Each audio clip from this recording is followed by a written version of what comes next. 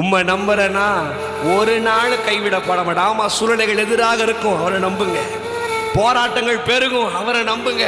அவமானங்கள் பெருகும், அவரை நம்புங்க. எல்லா சூழ்நிலையிலையும் அவரை நம்புங்க. நான் முன்னாடியே சொன்னேன், நீங்க எந்த பக்குவத்துக்குள்ள வரணும்னு தெரியுமா? அவர் என்ன கொன்று போட்டாலும் அவர் மேல நம்பிக்கையா இருப்பேன். அந்த பக்குவத்துக்குள்ள வரணும். ஆண்டவர் மேல மட்டும்தான் நம்பிக்கையா இருப்பேன். யாரு நான் நம்பின மனுஷங்கள்லாம் விட்டுட்டு போனாலும் பரவாயில்ல, நான் இந்த காரியெல்லாம் நடக்கும்னு நான் நம்பி இருந்தாலும் பரவாயில்ல, அதெல்லாம் நடக்காம இருக்குது பிரதர், அண்ணா அதெல்லாம் நடக்காம இருக்கு, பாஸ்டர் அதெல்லாம் நடக்காம பரவாயில்ல, நடக்காம இருக்குல்ல. நீ நம்புறது, நீ தேவனை நம்புன்னு வச்சுக்கோவேன், நீ நம்பினதை காட்டிலும் அதிகமாய் செய்வார். வசனம் சொல்லுதுங்க, நான் சொல்லல. நீ நினைப்பதற்கும் வேண்டிக் கொள்வதற்கும் அதிகமாய் செய்றா. நீ எதை நினைச்சு நம்பி உட்கார்ந்துருக்கீங்களோ அதை காட்டிலும் நன்மையானதை இயேசு தருவார், இயேசு செய்வார். உங்க வேலை என்ன தெரியும்?